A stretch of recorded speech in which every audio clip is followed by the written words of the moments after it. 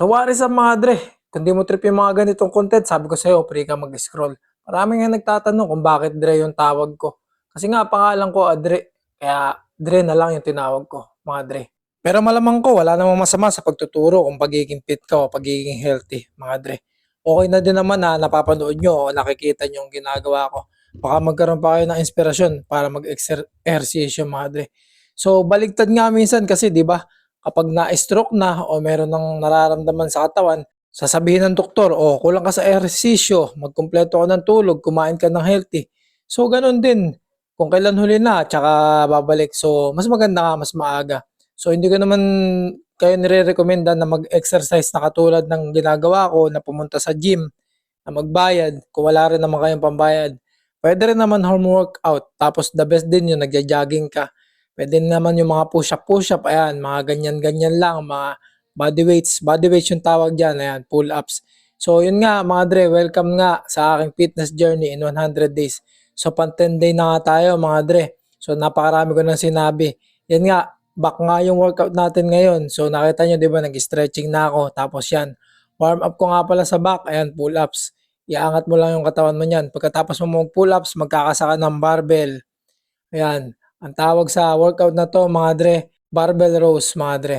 Importante rin to na tama yung form. Tapos importante na nabababa mo. Tapos maganda yung pagkaka-lift mo para maganda rin yung build up ng likod mo mga dre. Kasi ito, tinatamaan nito halos yung parang sa pakpak mo. Ayan, yung sa ilalim ng likod. Yung nasa likod ng braso mo mga dre. So para sa akin nga ngayon, iyan yung pinakamahirap na workout kasi hindi ko naman ginagawa dati yan, nagwo-workout ako. Kasi dati na ako nagwo-workout nung nag-aaral pa lang ako ng college, natuto na ako mag-workout. Tapos kaya nga pala medyo mahaba yung video na to o yung vlog na to kasi nagsusuperset ako. Malalaman nyo kung bakit superset mga dre. Ayan, ang tawag dyan, superset na drop set mga dre. Kapag bibigatan mo ng todo, yung pinakahuli mo, so yun nga, papaliwanag ko ulit. Yung 12 reps ko, apat yun.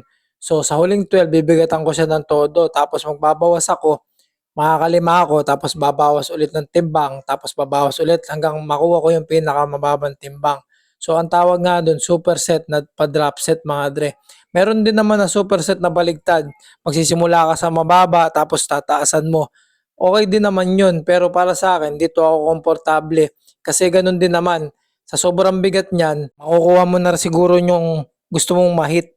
So, tawag nga dyan, mga dre, ulitin ko, drop set yung tawag dyan sa ginagawa ko. So, medyo mabigat talaga yan, lalo kung beginner ka. Pero kung gamay mo naman kayang-kaya mo rin yan. Pwede ka naman magsimula sa medyo magaan-gaan, tapos pagaan na lang ng pagaan kung nabibigatan ka pa sa mga nakasaksak na weights na ganyan, mabibigat. So, pagkayari nga nating mag-barbell rows, mga dre, dito naman tayo sa lat pull down. Nakaupo nga yan, mga dre, ayan, seated. Hatakin mo lang. So, sabi ko nga, di ba, sa mga past vlog ko, natural sa pagpapalaki ng likod ang paghatak. Yan, pull. Puro pull ang pagpapalaki ng likod. Kasi pag push, yan ang pagpapalaki ng chest. So, ganyan din nga yung ginawa ko dyan, drop set, pero di ko na na-videoan. Magsisimula ako ng pantayan lang, tapos sa pangatlo, dadagdagan ko na ng bigat. Tapos sa huli, pagkakabigatan ko na. Tapos kung makalimang reps man ako, tatanggalin ko ulit yung mga 10 pounds, tapos maglilimang reps ulit ako, tapos tatanggalin ko hanggang makuha ko yung pinakahuli niya, yung pinakahuling plates. So yun nga mga dre, para sa akin, sa superset na yon sa pa-drop set, para sa akin, tumatalab yun kasi sumusobra yung sakit ng recovery ko. Kasi kapag hindi sumasakit yan, tapos na-maintain mo lang na okay lang sa'yo na hindi masyadong masakit, hindi mo nararamdaman na parang nag-workout ka, walang epekto yan mga dre. Pero iba naman yung sakit mga dre na kapag na-injury ka. Matagal yun. Kasi marami rin nag-gym dito na medyo kulang sa kaalaman. Sorry mga dre, pero nakikita ko. Panay lang sila buhat tapos hindi naman proper yung form nila. So sayang din kapag napilayan kayo, medyo mahirapan kayo makabalik ng gym. Worst case scenario pa nga, hindi na kayo pabalikin ng gym ng doktor kapag nakita yung pilay nyo o malala yung pilay nyo. So mas mahalaga talaga na itatama nyo talaga yung kada form nyo. So pagkatapos nga nun, di ba nakita nyo, nag-rope ako pagkatapos ng lat pull down. Tapos yun, ayan, kapag katapos ng back ko, sinabayan ko siya ng bicep. So ito na mga dre, kuya-koy na ako, maoy-maoy na dyan, pagod na rin ako niyan. So shoutout nga pala sa ka-gmate natin na si Michael. So medyo matagal nga ako din nakakapag-upload. Hindi naman kasi ako consistent minsan nakakapag-gym. Minsan may mga ginagawa din ako o minsan napupuyat din ako. Pero kung kumpletuhin ko tong vlog na to, 'di ba sabi ko nga in 100 days ko kumpletuhin ko yung vlog. Titignan ko kung ano may magbabago sa katawan ko. So siguro ngayon nga pansin nyo na may nagbabago na rin naman sa katawan ko. Kakaroon-karoon na rin ako ng mga muscle-muscle dyan. May tigas na rin yung mga muscleness ko. So hindi ko naman ginagawa to para sa iba. Lagi ko nga sinasabi, ginagawa mo ang workout para sa sarili mo, para mag-improve ang sarili mo.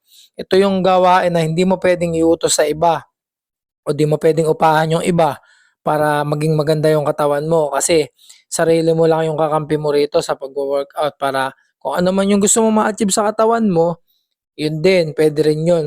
So, yun na nga, dumako na tayo dito sa last. Ito last, hammer curls ang tawag dito. Pwede rin nakaupo, pwede rin nakaganyan. Depende kung saan kayo komportable. So, yun na nga, pagod na ako. Nasiswing ko na din yung braso ko. Kasi last workout ko na yan. So, medyo ubos na rin yung lakas ko.